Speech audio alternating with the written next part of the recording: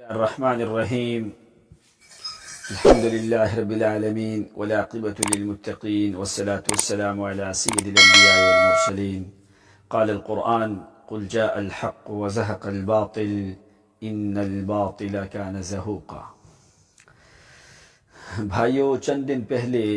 ایک واقعہ بکھر میں پیش آیا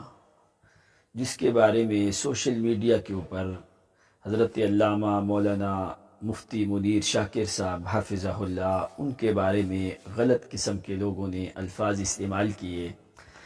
جبکہ ہمارا ان کے ساتھ ایک دینی اور ایمانی تعلق ہے کہ مسلمان جو ہوتا ہے اسی طرح المؤمن للمؤمن کالبنیان یشد بعضہ بعض، کہ مومن ہمیشہ مومن کا ساتھی ہوتا ہے. اگر کسی عالم کی یا کسی مومن آدمی کی کوئی آدمی بلا وجہ توہین کرے تو تمام تر مومنوں کو اس بات کی تکلیف ہوتی ہے. اصل حقائق یہ تھے کہ چند دن پہلے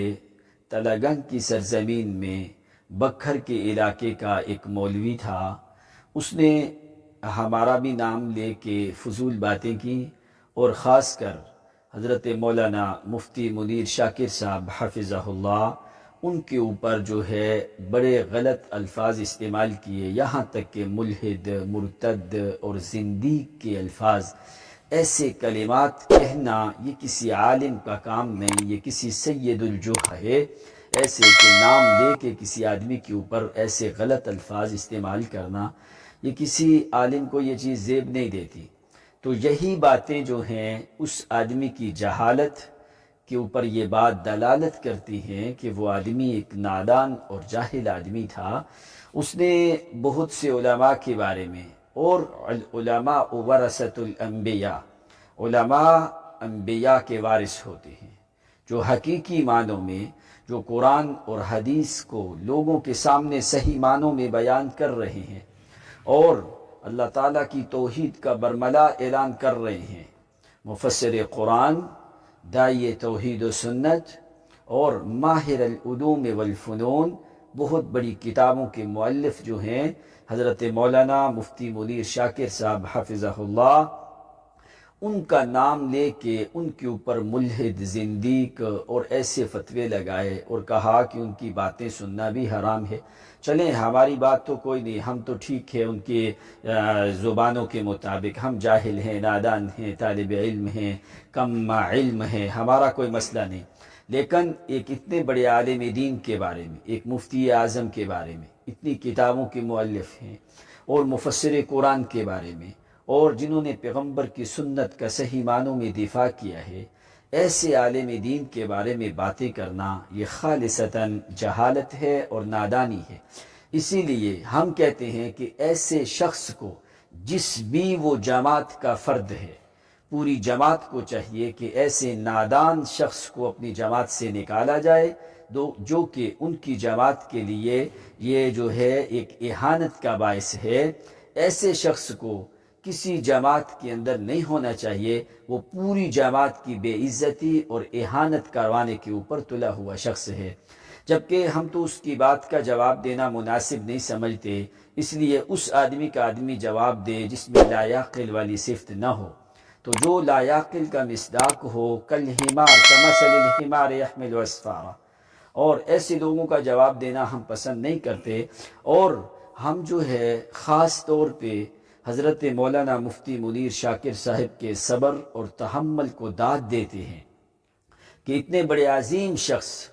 اور ایک نادان اور جاہل آدمی کے پاس بیٹھے، وہ طرح طرح کے سوالات کرتا رہا اور حضرت بڑے صبر اور تحمل کے ساتھ اس کے سوالوں کا جواب بھی دیتے رہے. اور حضرت نے ایک سوال کیا اس سے، جبکہ وہ اس سوال کا جواب نہیں دے سکا، فبہت الذی کفر،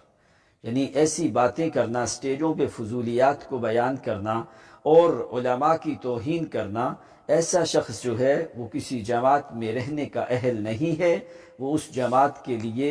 جو ہے وہ باعث مذمت اور ملامت ہے. دوسری بات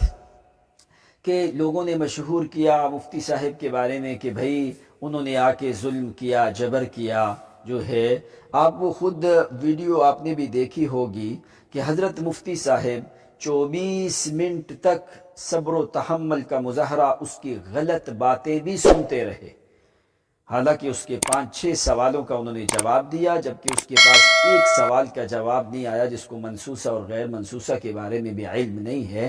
اور وہ بات کرتا ہے حضرت مفتی صاحب کے سامنے۔ تو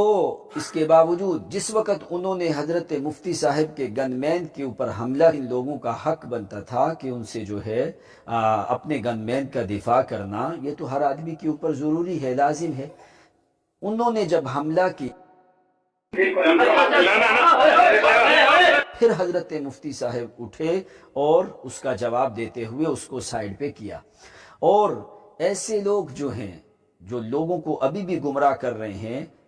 سوشل میڈیا پہ، دوسری تیسری کلپ چڑھا کے کہ مفتی منیر شاکر صاحب نے ظلم کیا، زیادتی کی، ایسا کبھی بھی نہیں ہے۔ وہ ایک مرد مجاہد ہے، اس کی ہمت، جرت، قوت کو ہم داد دیتے ہیں کہ وہ کسی سے ڈرنے والا آدمی نہیں ہے، اسی لیے اس نے اس وقت تک صبر اور تحمل کا مظاہرہ کیا جب تک یہ لوگ اس کے اوپر انہوں نے حملہ نہیں کیا۔ جب اس کے آدمیوں نے حملہ کیا تو پھر مفتی صاحب نے اپنے دفاع کے اندر پھر اس کی پٹائی کی، اس لیے کہ وہ پٹائی ان کا جو ہے وہ حق تھا، پھر اس کو تھوڑی سی جو ہے ڈانٹ ڈپٹ کرنا، یہ جو ہے ان کا حق تھا، اپنے دفاع کے لیے ہر آدمی جو ہے وہ کرتا ہے۔